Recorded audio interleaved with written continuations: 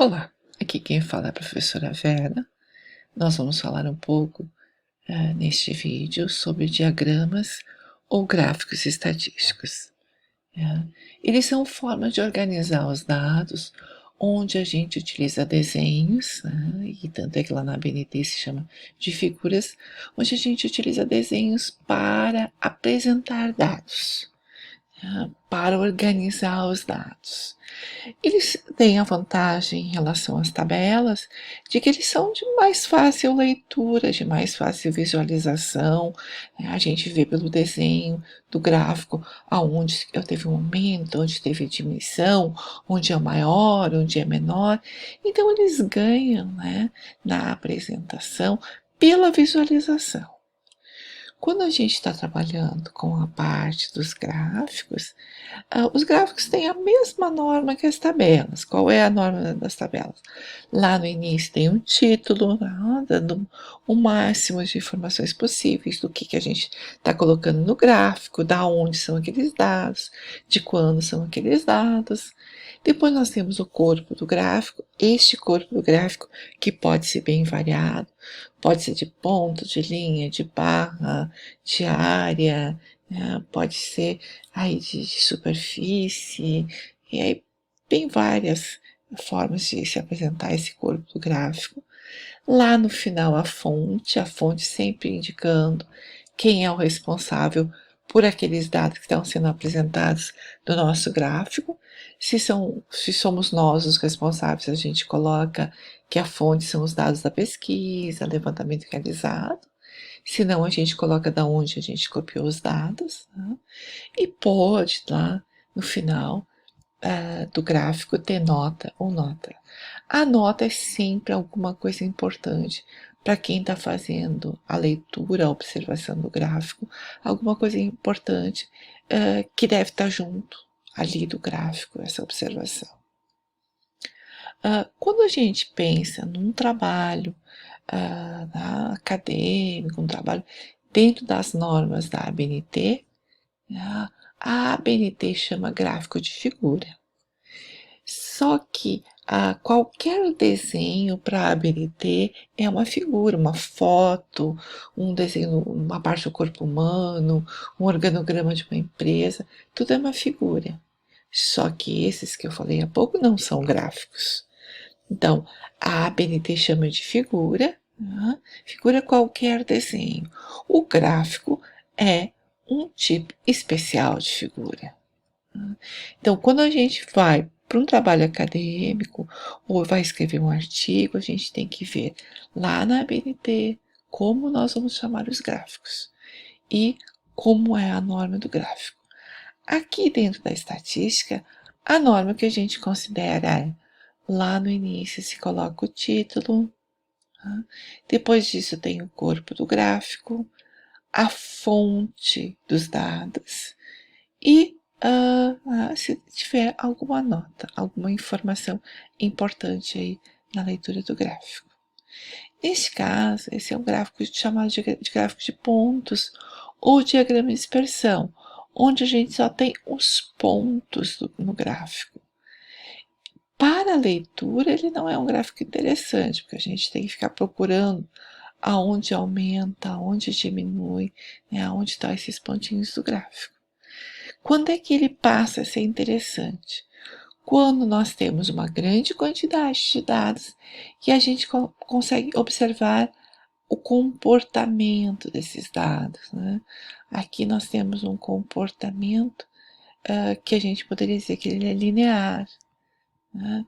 Se ele fosse uma formação mais acentuada, seria exponencial, ou se a gente tivesse aí, né, ao contrário, uma informação que fosse decrescendo, né, onde a gente tivesse aí os pontos decrescendo, então a gente tem uma informação, aí uma correlação negativa.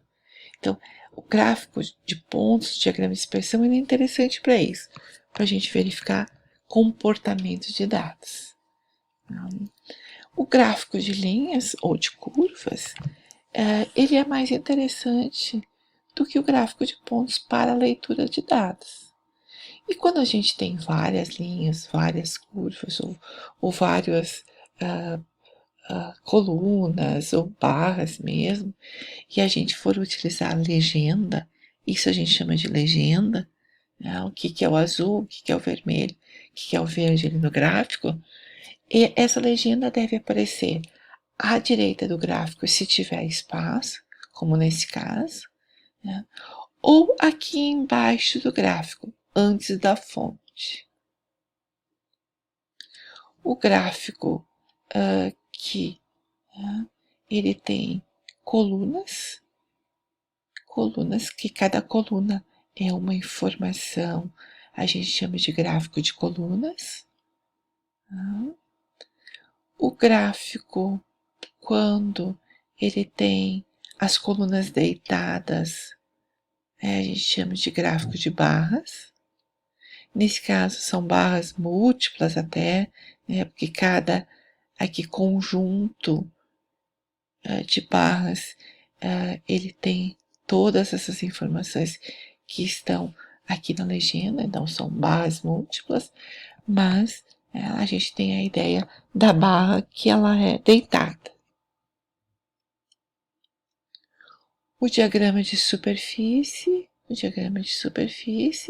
onde aqui cada superfície dessas, cada cor dessas, que a legenda diz o que significa, corresponde a uma informação. Então, diagrama de superfície. O diagrama de áreas, aqui ele ficou sem o título, sem a fonte, porque não ia dar espaço, ele ia ficar muito pequeno. O diagrama de área, ele pode ser construído em cima de qualquer figura geométrica.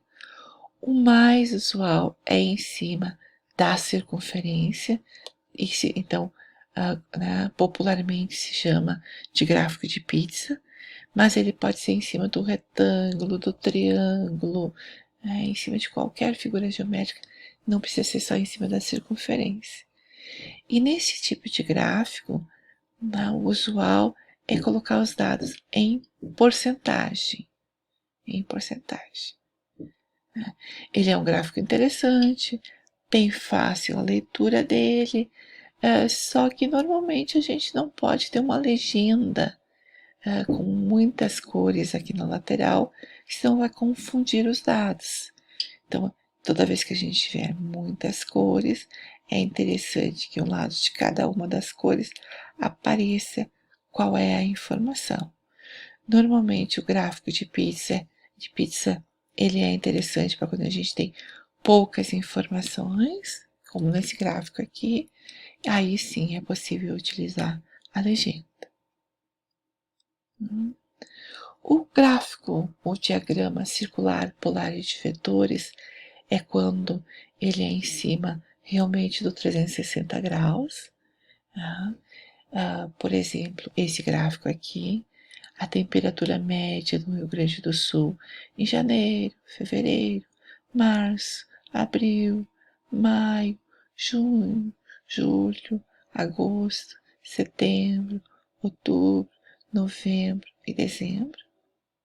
Então, nós temos uma escala circular, por isso que se chama de gráfico circular, polar ou de vetores, onde a leitura dela começa lá em cima e vai circulando pela direita. Um gráfico bastante usual na área da economia ou quando a gente faz as leituras da informação anual.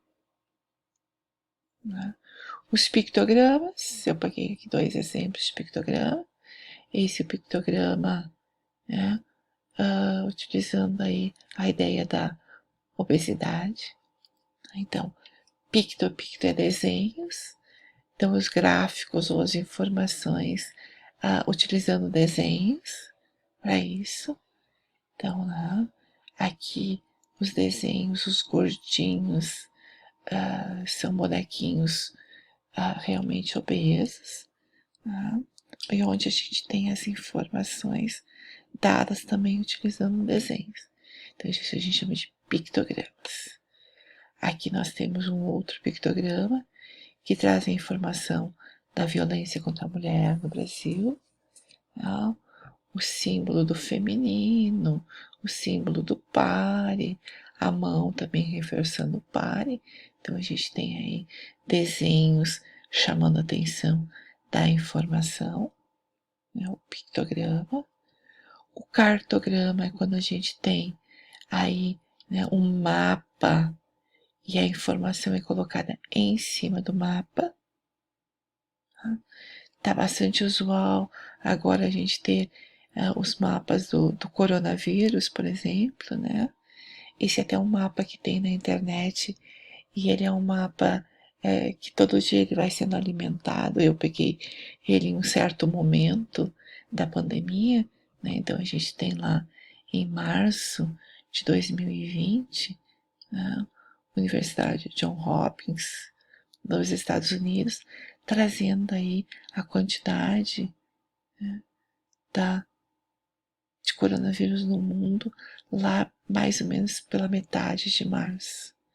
Então, utiliza um mapa e coloca a informação em cima do mapa. Isso a gente chama de cartograma. Aquelas informações onde a gente tem lá as distribuições de frequência, né? A gente utiliza dentro dos histogramas, onde cada uma dessas colunas representa uma linha da distribuição de frequência, a distribuição de frequência por classes. Pode também ser desenhado polígono de frequência. Polígono de frequência é só essa linha que tem em cima do histograma, e o histograma é isso que está em azul. Então, são colunas juntapostas, mas que se utiliza quando a gente tem classes de valores. Bom, qual foi o tipo de gráfico que nós não falamos até aqui? Dos estereogramas. O que é um estereograma? É quando o gráfico ele utiliza a terceira dimensão. Neste caso aqui a gente tem um estereograma. Claro, ele é um gráfico diário, de pizza, né? Mas ele tem a terceira dimensão. Então ele é um estereograma. Né? Nós temos ali o estereograma. Este não é um estereograma, não tem a terceira dimensão. Este também não. Este também não tem a terceira dimensão. Este também só tem duas dimensões, então não é um estereograma. Aqui a gente já tem uma terceira dimensão, mas acho que ela não é tão visível quanto no outro. Então também se classifica como estereograma. Aqui é duas dimensões só. Tá? Aqui é três dimensões. Estereograma. Então, toda vez que nós temos a terceira dimensão sendo utilizada, né, ou os sólidos geométricos sendo utilizados, a gente tem a classificação do estereograma.